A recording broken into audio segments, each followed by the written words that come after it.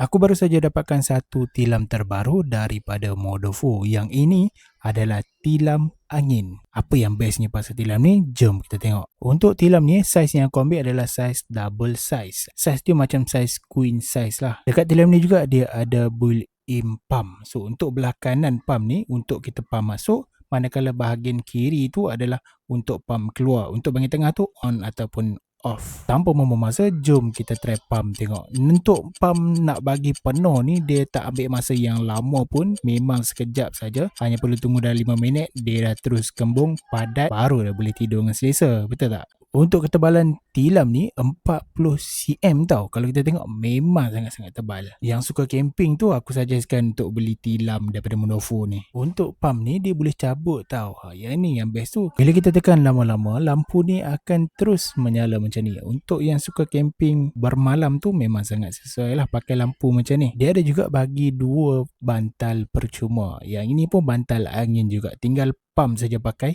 pump yang disediakan tu. Dia ada juga bagi satu emergency kit ni, just tinggal tampal saja kalau ada bocor. So kepada siapa yang suka untuk aktiviti-aktiviti outdoor, boleh pakai tilam daripada Modofo ni, memang selesa. Kain atas ni baldu, harga pun tak mahal geng. Link aku sediakan dekat bawah tau. So dapatkan segera.